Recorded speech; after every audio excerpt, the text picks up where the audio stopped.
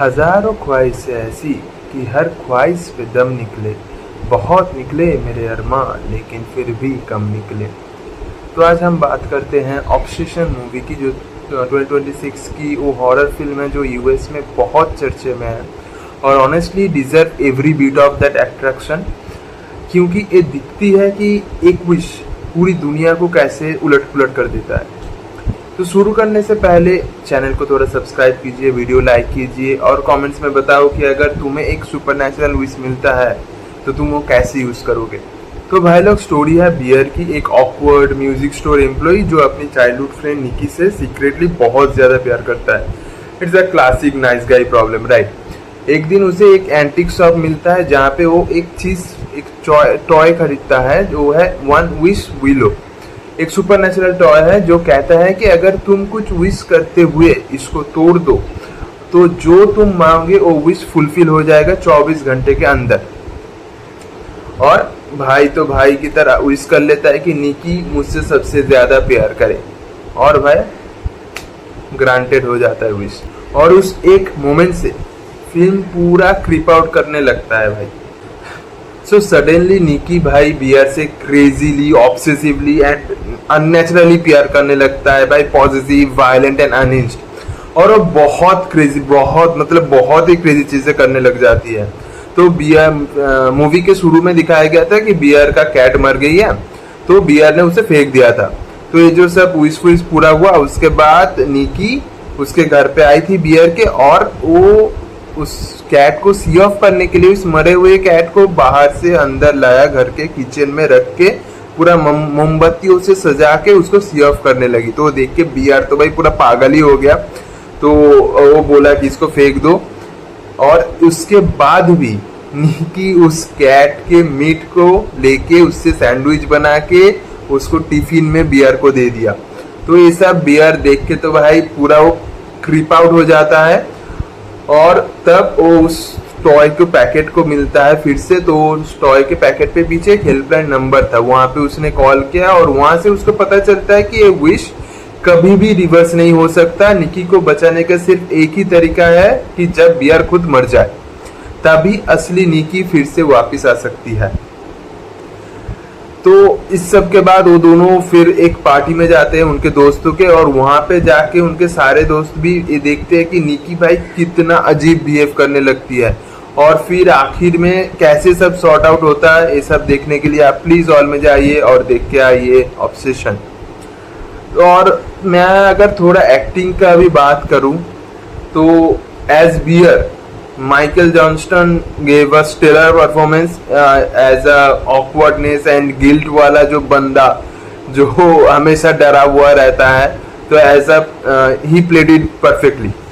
और मूवी का जो मेन कैरेक्टर है Nikki, which is played by Indy Navarrette, and she played it magnificently guys. मतलब एक मोमेंट भी आपको नहीं लगेगा कि वो निकी नहीं है, कि वो एक्टिंग कर रही है। मतलब व्हाट अ परफॉर्मेंस। पूरी फिल्म उसी की कंधों पे थी और उसने एक ऐसा परफॉर्मेंस दिया है हेरोइन डुअलिटी वाला कि एक मोमेंट में भाई ऑब्सेसिव, भाई क्रेजी, और दूसरे ही सेकेंड भाई पूरा चेंज हो जाती है जहाँ पे निकी फिर से वापस आती है and she is absolutely terrified of herself. उसके एक्सप्रेशंस भाई इतने क्रीपी है। उसका जो स्माइल दी थी एक, वो भाई व्हाट अ क्रीपी स्माइल। वो देख के आपको भी भाई बहुत क्रीपी लगेगा वो मूवी देखने के बाद। And she absolutely delivered a stellar performance. Film का एटमॉस्फेयर भी काफी टाइट है भाई। सिर्फ $1 मिलियन पे पूरा मूवी बनी है, लेकिन भाई पूरा मूवी में ब्लम हाउस वाला जो एफिशिएंसी है ना वो दिखता है भाई, जो 50 मिलियन $100 मिलियन वाला मूवी में होता है। और सबसे बढ़िया चीज जो कॉमेडी एंड हॉरर का ब्लेंडिंग है। मतलब भाई एक जेन्युइनली डिस्टर्बिंग सीन्स के बीच में अचानक एक कॉमेडी मोमेंट आ जाना, and you will not feel that वो मोमेंट फोर्स्ड है भाई। बहुत ही सिचुएशनल कॉमेडी था, आपको देख के हंसी भी आएगा लेकिन क्रीपीनेस भी होगा कि भाई उस मोमेंट में उस क्रीपी सीन भाई, वहाँ पे एक जो पार्टी वाले सीन था, वहाँ पे एक वो लोग एक गेम खेल रहे थे, वहां पे अचानक से एक मोमेंट आया जहाँ पे बियर को उसके लेफ्ट साइड में जो बैठे है उसको किस करना था। सो निकी भाई पूरा घूम के आई, उस लड़की को पूरा खींच के सटा के हटा दी और खुद वहां पे बैठ के ऐसे लाइक पाउट करने लगी कि उसको किस करे. So that moment it will create the hell out of you, that it is so much creepy but at the same time it is funny. But that असली हॉरर इस मूवी का ये नहीं है कि ये सुपर नेचुरल है और कुछ, बट इसमें यही है कि कभी भी बियर को नहीं लगा कि वो ये विश करके कुछ गलती किया है, कि उसने हॉरर फील किया खुद के ऊपर, उसने क्रीप आउट फील किया, लेकिन उसने कभी नहीं लगा कि उसने निकी के साथ कुछ गलती किया है. मूवी में एक सीन था जहाँ पे निकी, मतलब असली निकी जो ओरिजिनल निकी है वो जाग जाती है और जो ऑब्सेसिव वाला निकी वो सो रही थी, तो उसके अंदर से जो ओरिजिनल निकी है वो जाग जाती है और उसको बियर को बोलती है कि please kill me. But at that moment Bear's response was that कि तुम मुझसे रहना क्या इतना ही गलती है कि तुम खुद को मार डालना चाहती हो. तो उस पर निकी का रिस्पॉन्स था कि मैं तो तुम्हारे साथ कभी थी ही नहीं. At that moment you will feel that Bear कभी भी, मतलब एक मोमेंट के लिए भी खुद पे गिल्टी फील नहीं हुआ है. उसमें सिर्फ और सिर्फ एंगर है, कुछ एम्पैथी नहीं है.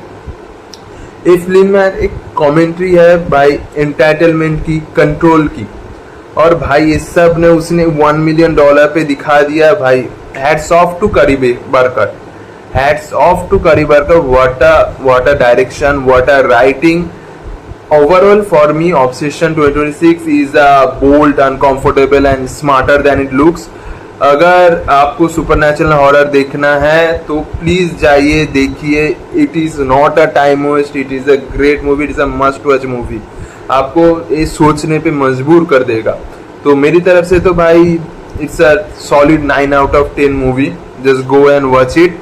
एंड तब जो लोग मूवी देख लिया है प्लीज कमेंट कीजिए कि आपको मूवी कैसा लगा, और जो लोग अभी तक देखे नहीं है please go and watch this movie.